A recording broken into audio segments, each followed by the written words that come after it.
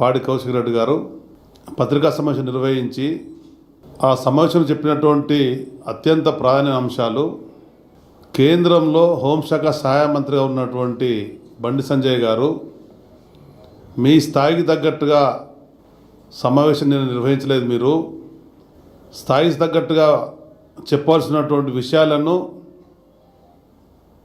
మీ ఇష్టానుసారంగా మాట్లాడడం వల్ల అదే రీతిగా మేము కూడా మాట్లాడుతున్న విధంగా చెప్పడం జరిగింది. BRS party working president, municipal IT పరిశ్రమల శాఖ నిర్వహించినటువంటి మంత్రిగా అనుభవం ఉన్న మా వర్కింగ్ ప్రెసిడెంట్ కేటీ రామారావు గారి మీద అనరాని మాటలు, బజార్లో ఒక వీధి రౌడీలు ఒక గుండాలు ఏ విధంగా మాట్లాడుకుంటారో ఆ స్థాయి భాష అన్నట్టుగా సమాజం చూసింది. దానికి అనుగుణంగా మీరు బాధ్యతాయుతంగా మాట్లాడేటువంటి విషయాలను మీకు గుర్తు చేసే విధంగా ఇది సాంప్రదాయం కాదు, ఇది పద్ధతిగా అని చెప్పినటువంటి పాడి కౌశిక్ రెడ్డి గారు కరీంనగర్లో ఒక ప్రభుత్వ ఎమ్మెల్యే కార్యాలయంలో కూర్చొని పత్రికా సమావేశం నిర్వహిస్తే గూండాల్లా ఈరోజు దాడి చేసిన దాన్ని బీఆర్ఎస్ పార్టీ తీవ్రంగా ఖండిస్తుంది, గర్విస్తుంది. అసలు రాష్ట్రంలో లా అండ్ ఆర్డర్ ఉందని చెప్పనేటువంటి ప్రశ్న కూడా తలెత్తే పరిస్థితుంది. అలా నిన్నాక మొన్న కరీంనగర్లోనే ఉదయం పూట తుపాకులు కాల్చేటువంటి పరిస్థితి, నగల దోపిడీ జరిగింది. హైదరాబాద్ నగరంలో కమిషనర్ స్థాయి ఐపీఎస్ అధికారి అర్ధరాత్రి పోయి ఉంటే ఏ విధంగా పరిశీలన చెప్పని పరిశీలనకి వెళ్తే అంటే అక్కడ సమాజం, సభ్య సమాజం సిగ్గుతో తలదించుకునే విధంగా ఈరోజు పరిపాలన సాగుతున్న స్పష్టంగా కనబడుతుంది. అటు కేంద్ర ప్రభుత్వమే రాష్ట్ర ప్రభుత్వమైనా పరిపాలించేటువంటి వ్యక్తులు ఒక బాధ్యతాయుతంగా లేకపోవడం వల్ల, ఇష్టానురీతిలా పరిపాలన చేయడం వల్ల, ఇష్టానుసారంగా మాట్లాడడం వల్ల అది సమాజానికి ఒక చెడు సంప్రదాయానికి శ్రీకారం చుట్టయింది. కనుక వెంటనే బండి సంజయ్ గారు ఎవరైతే పాడి కౌశిక్ రెడ్డి గారి మీద దాడికి పాల్పడి ప్రభుత్వ ఆస్తులు ధ్వంసం చేసినారో మీరే స్వయంగా పోలీస్ అధికారులతో మాట్లాడి PDPP4 యాక్ట్ పెట్టించాలా, నాన్ బెయిలబుల్ సెక్షన్ పెట్టించాలా. నిజాయితీ కలిగినటువంటి నాయకులుగా మీరు ఉన్నట్టయితే, ఒక నిబద్ధత కలిగినటువంటి ప్రజాసేవ కోసం వచ్చినట్టయితే రాష్ట్ర ప్రభుత్వం, కేంద్ర మంత్రి గారు తక్షణమే పోలీస్ కేసు పెట్టి వాళ్ళందరూ అరెస్ట్ చేసి ఇంకోసేపు సంఘటన జరగకుండా విమర్శలు చేసుకోవడం సహజం. మేము కూడా 30-40 ఏళ్ళుగా రాజకీయాలలో ఉన్నాం, అనేక పదవులలో ఉన్నాం.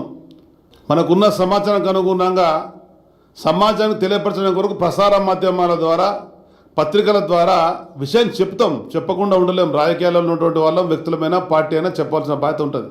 కానీ దానికి ఒక సాంప్రదాయం ఉంటుంది. మనం ఏ విధంగా ప్రవర్తిస్తే, ఏ విధంగా వ్యవహరిస్తే మన అనుచరులు కానీ, అనుమానులు కానీ, అభిమానులు కూడా అదే విధంగా ముందుకెళ్తారు.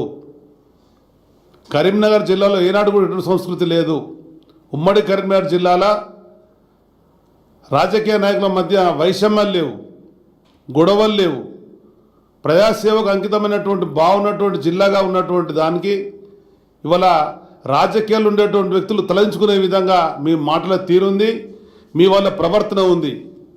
కరీంనగర్ పోలీస్ యంత్రాంగాన్ని కూడా ఈరోజు విజ్ఞప్తి చేస్తున్నా, వెంటనే ఎవరైతే ఈ దాడిలో పాలు పంచుకున్నారో, ఆ దాడికి వ్యూహకర్తున్నాడో, ఆ దాడి పాల్పడ్డాడు అందరూ కూడా వెంటనే అరెస్ట్ చేయాలా, PDPP4 యాక్ట్ పెట్టాలా. ఒకవైపున ప్రజాప్రతినిధి మీద దాడి, ప్రధానంగా ప్రభుత్వ ఆస్తి ధ్వంసం, ప్రభుత్వ ఆస్తులు ధ్వంసం చేసినా కానీ పెట్టేటువంటి యాక్టు PDPP4.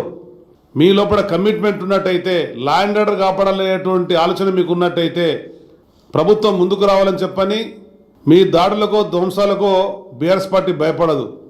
ఇది ఉద్యమాలకు ఉన్నటువంటి పార్టీ, ఉద్యమం ద్వారా తెలంగాణ సాధించిన పార్టీ, పోరాట ఉద్యమాలతో లాఠీల తూటాలకు ఎదురొచ్చినటువంటి పార్టీ. కనుక మీ యొక్క ఇటువంటి చర్యల వల్ల మా కార్యకర్తలు కానీ, మా నాయకులు కానీ వెనుకడిగేసే ప్రసక్తి లేదు. మీరు ఏదైతే ఆరోపణలు చేసినరో అది మంచిది కాదనేటువంటి విధంగా చెప్పడం జరిగింది. చర్చలకు రమ్మన్నాడు. ఏం చెప్పిండు? నువ్వు ఐటీ పట్ల చర్చకు వస్తావా, మున్సిపల్ డెవలప్మెంట్ పట్ల చర్చకు వస్తావా, ప్రజా సమస్యల మీద చర్చకు వస్తారా, రండి అని చెప్పానంటే దానికి వచ్చి జవాబు చెప్పలేక, ప్రభుత్వంలో పరిపాలనటువంటి వాళ్ళు ఓపిక ఉండాలా, సహనం ఉండాలా, విమర్శను ఒక సహాయతతో స్వీకరించి సరైన విధంగా జవాబు ఇవ్వాలా. అంటే జవాబు చెప్పలేని పరిస్థితులలో, చర్చలకు రాని పరిస్థితులలో పిలిచినటువంటి ఈ చర్యను తీవ్రంగా ఖండిస్తున్నాం. ఆ దాడిని తీవ్రంగా ఖండిస్తూ గర్హిస్తూ వెంటనే బండి సంజయ్ నీకు ఏమాత్రం కమిట్మెంట్ ఉన్నా, ప్రజాసేవ చేయాలనేటువంటి భావన ఉన్నా మీ వాళ్ళను పోలీస్ స్టేషన్లలో వెళ్ళి లొంగిపోమని చెప్పాలి, వాళ్ళ మీద కేసు పెట్టాలి. అటువంటి చర్యలు మళ్ళీ కాకుండా మీ యొక్క నిజాయితీ చాటుకోవాలని చెప్పని సందర్భంగా తెలియజేస్తూ పోలీస్ డిపార్ట్మెంట్ కూడా కమిషనర్ గారికి విజ్ఞప్తి చేస్తున్నా, వెంటనే మీ యొక్క అధికారులకు ఆదేశాలు ఇచ్చి వాళ్ళందరినీ అరెస్ట్ చేసి కేసు పెట్టి జైలు పెట్టని చెప్పని డిమాండ్ చేస్తున్నాం.